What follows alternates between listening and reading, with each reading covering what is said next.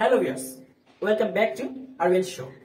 Today I will discuss a little bit confusion between noun clause with apposition and adjective clause. Now let's see some example on the board.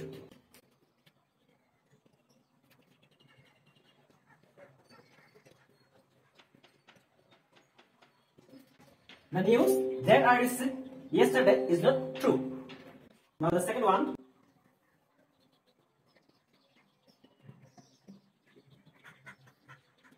The news that he was arrested is not true.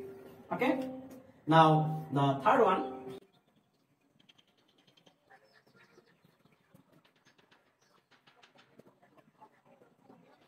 It's great. The fourth one.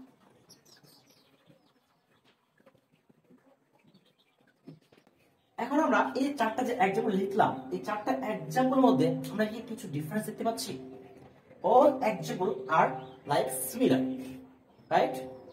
আমরা যদি প্রথম example দেখি দ্বিতীয় example দেখি এবং পরের যেটা হচ্ছে দেখি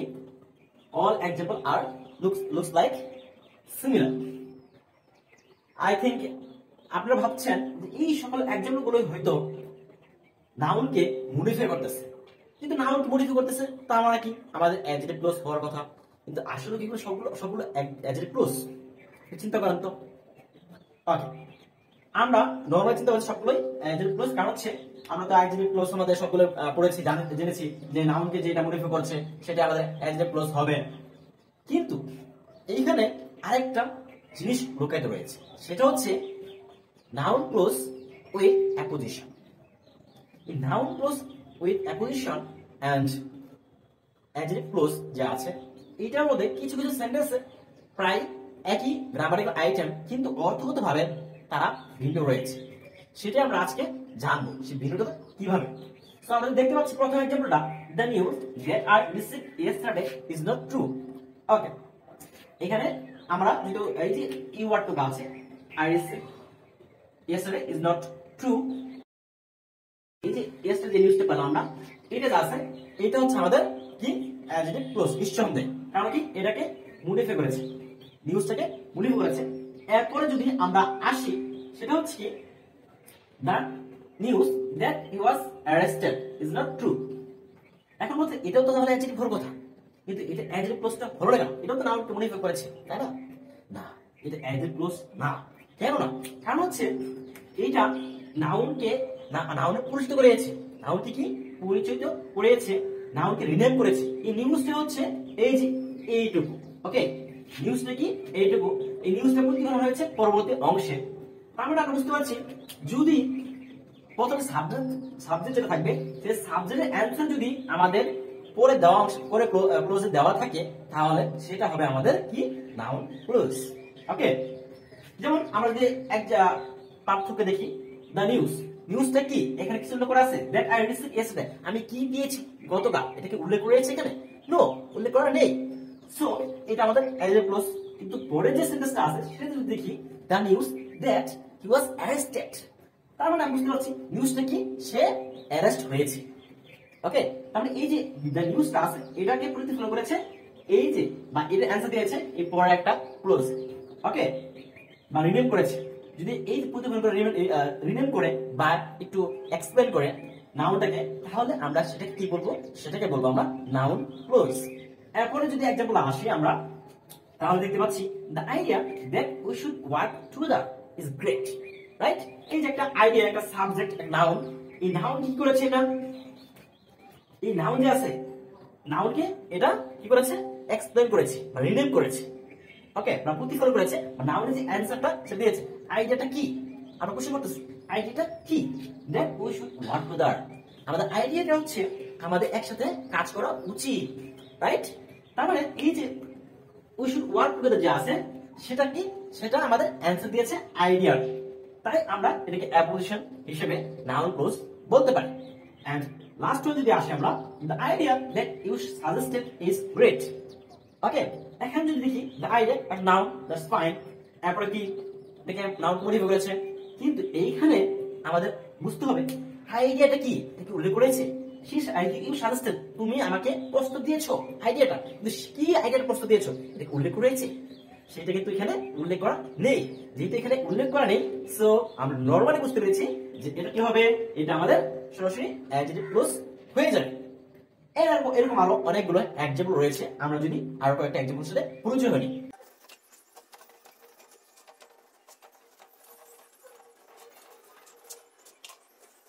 যেমন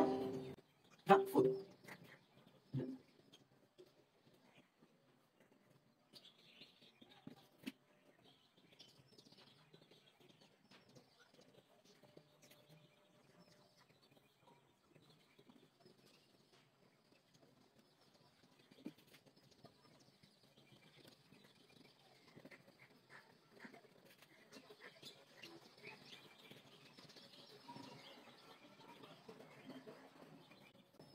ওকে আমরা দেখিলাম। এখন যদি আমরা প্রথম যে এক্সাম্পল আছে সেটা দেখি, the food that we ate yesterday or that